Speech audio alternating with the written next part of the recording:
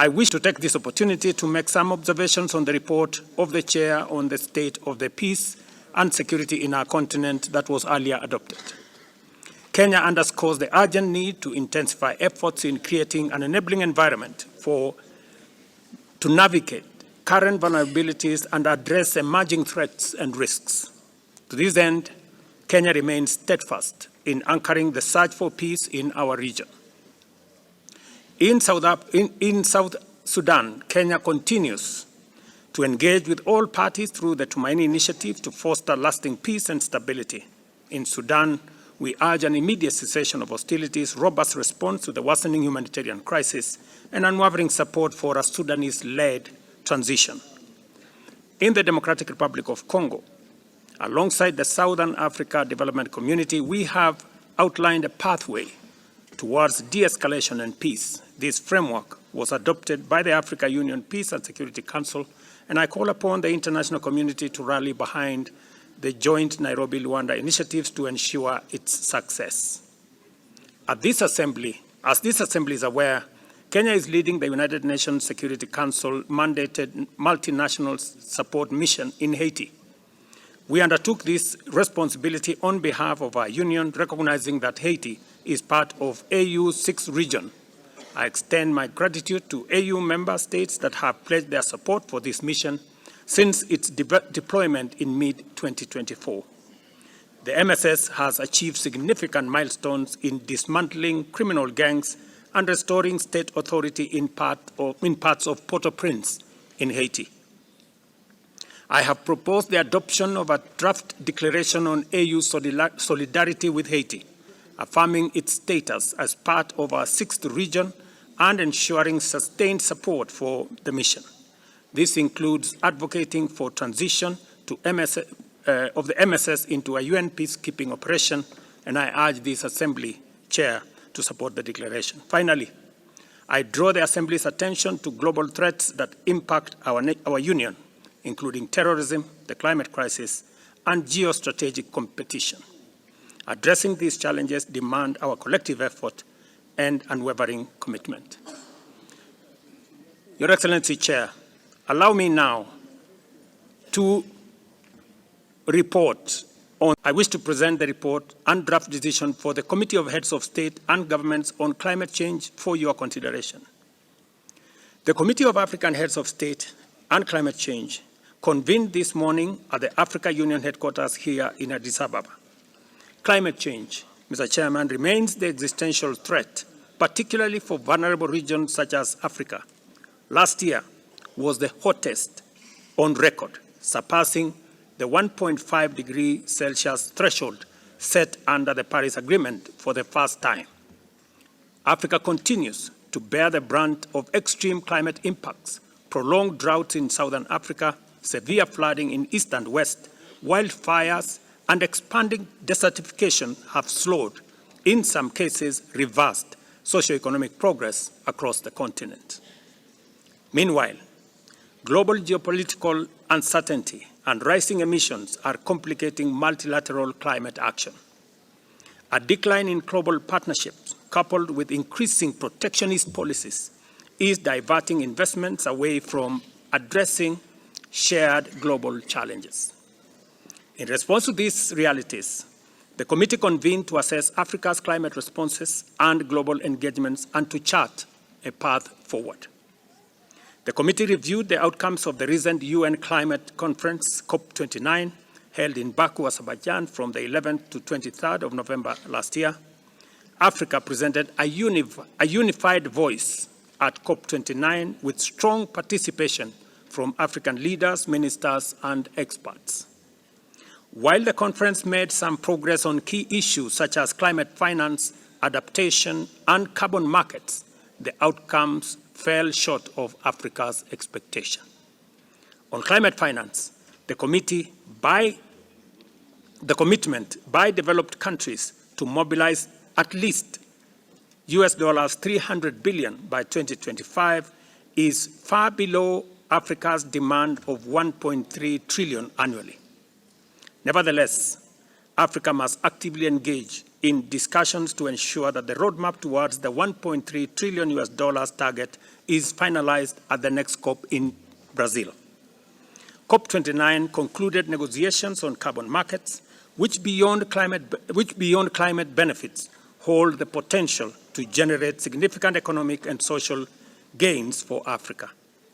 Several high-level African-led events were held at COP29, including discussions on measuring Africa's green growth that was sponsored by Africa Development Bank, Congo-Brazzaville, and Kenya.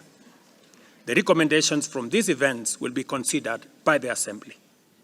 The committee expressed concern over the limited investment in Africa's energy sector, which accounts for only 1% of global energy investments, despite widespread energy poverty and Africa's vast renewable energy potential.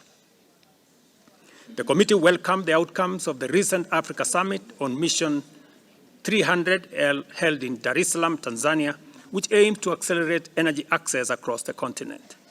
The Assembly is also requested to consider institutionalizing Africa's Green Industrialization Initiative and the Accelerated Partnership for Renewable Energy in Africa, both launched at COP28 in Dubai. In this regard, Mr. Chairman, the committee welcomed the support of the African Continental Free Trade Area Secretariat and its partners for these Pan-African initiatives. The committee appreciated the financial and institutional support provided by Afreximbank, the Africa Development Bank, and other stakeholders in sponsoring Pavilion at COPs, which serves as a hub for African events. Reports from the Africa Union Climate Commissions under CAHOST, including the Africa Islands Commission, the Congo Basin Commission, and the Sahel Region Commission were received, and the committee acknowledged the programs and projects implemented under these bodies. The committee also reviewed follow-up actions from the inaugural Africa Climate Summit in 2023, including the Assembly's decision to hold summit biannually. Within the next 2 weeks, Mr. Chairman, we will receive proposals from countries interested in hosting the second Africa Climate Summit to be held in the first week of September 2025 in collaboration with the Africa Union Commission. Kenya is prepared to host the summit. The committee requests the Assembly's endorsement unless negotiations with other countries are concluded. Excellencies, climate change is now a central issue in international finance, development, peace, and security. It is imperative that the Assembly strengthens its engagement on climate matters. Excellencies, the report and decisions of CAHOS meeting previously circulated have been refined. The Secretariat will share the final version for your consideration and adoption. I take this opportunity to thank CAHOS members for their active participation and valuable contribution. Excellencies, I submit this report for the adoption and endorsement of the Africa Union Assembly, and I thank you for your attention.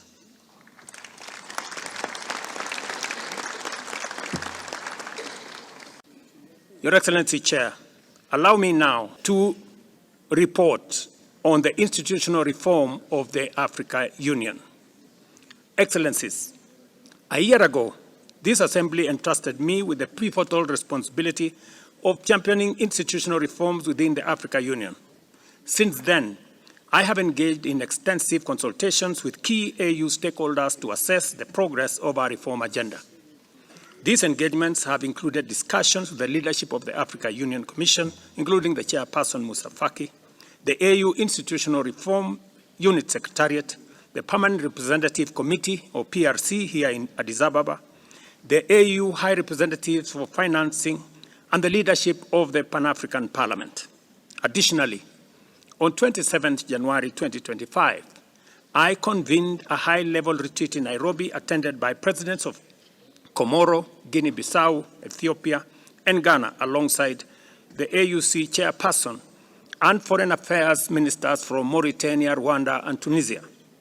The resounding message from this consultation was clear and unequivocal. Africa must complete its reform process with urgency and decisiveness. Excellencies, It is evident that progress has been made in restructuring AU organs, institutions, and offices. Of the 57 AU entities earmarked for reform, 42 have been assessed, and the report is currently under consideration by the Permanent Representatives Committee. I therefore propose that this Assembly directs the PRC, with the support of AUC, to conclude its review of the 42 entities and submit a report to the Executive Council during its session in July later this year. The study on the division of labor between the Africa Union Regional Economic Committees and member states was completed in December 2024 and submitted to the Africa Union Commission chairperson. It was subsequently circulated to all Africa Union commissioners, CEOs of RECs, and representatives from 14 member states. A retreat, Mr. Chairman, was held from 6 to 7 February this year to review the report. I propose that this Assembly directs the relevant AU stakeholders to expedite its consideration and ensure that clear recommendations are presented at the Media Coordinating Summit meeting in July 2025. Excellencies, based on my consultations and careful observations, I submit the following 8 proposals to accelerate and complete the Africa Union reform process for your keen consideration. Number 1, to maintain the momentum of reforms, enhance oversight, and entrench collective ownership, the Africa Union reform process requires a consistent strategic guidance at the highest level. I propose the formation of a 5-member ad hoc committee of heads of state and government chaired by the champion. The 5 members of the Bureau could form the rest of the membership of this oversight committee of heads of state. Number 2, to consolidate the pace of progress, I recommend that this Assembly authorizes an extraordinary summit in July 2025 within the Media Coordination Summit dedicated solely to the Africa Union reform agenda.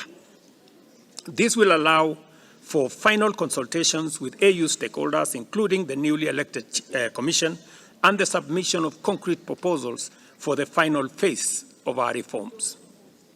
The African Union, number 3, the African Court of Justice is a crucial pillar of our governance architecture, yet its implementation has stalled since 2009 due to the discussions on merging it with the African Court of Human and People's Rights. I propose, Mr. Chairman, that this Assembly mandates the Africa Union Commission and PRC to finalize the court's operational requirements, including budgetary provisions, and that the Executive Council conducts judicial elections during its ordinary session in July this year. There is a need, number 4, there is a need for the Pan-African Parliament to evolve from a symbolic entity into a legislative force. So far, only 15 member states have ratified the Malabo Protocol, which seeks to grant the Pan-African Parliament permanent membership and legislative authority.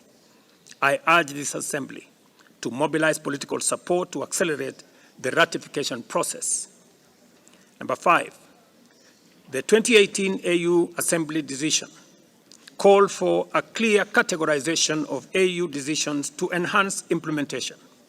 Yet 7 years later, the absence of structured mechanisms that lead to inefficiencies and weak enforcement, I propose that this Assembly directs the Africa Union Commission and the Office of the Legal Counsel to complete the categorization of Africa Union decisions without further delay to ensure clarity, accountability, and effective execution. Number 6, the dire peace and security situation in Africa partly indicts the continent's peace architecture. Africa Peace and Security Architecture, APSA, therefore needs to be strengthened to respond effectively to emerging security threats, including terrorism.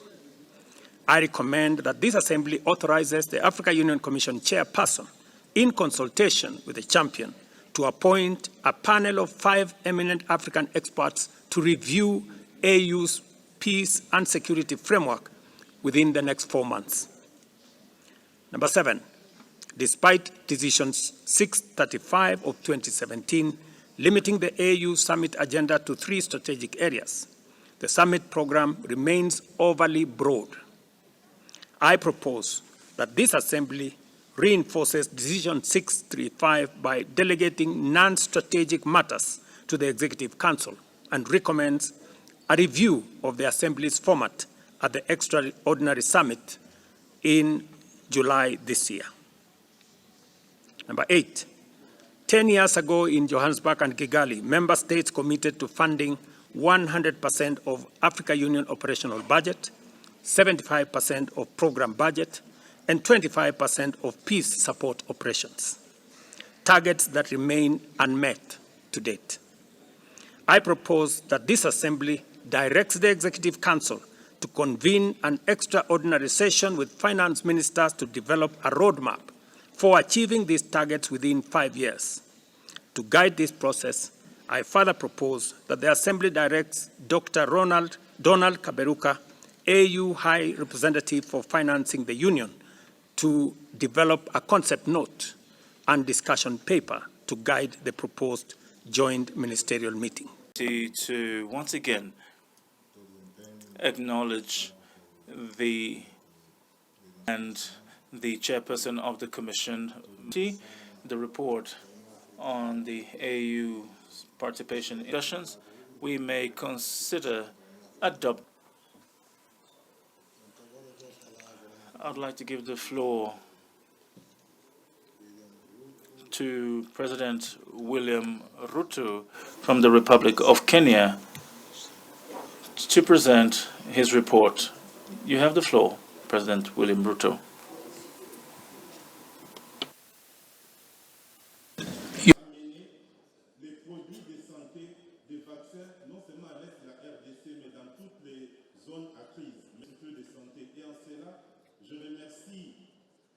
Nous avons aussi des problèmes liés au fonctionnement de nos structures.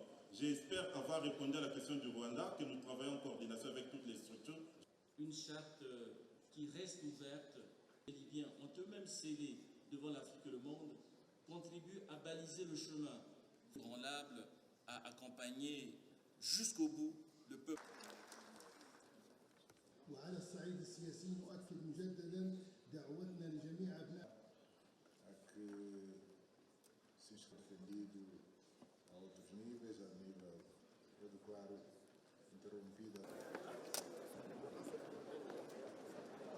Excellences, honorables invités, mesdames et messieurs, c'est un enseigne honneur pour moi d'inviter humblement au nom du directeur du protocole, vos excellences, à prendre le déjeuner offert par son excellence Moussa Faki Mahamat, président de la Commission de l'Union africaine, à la salle polyvalente près du Mandela Hall.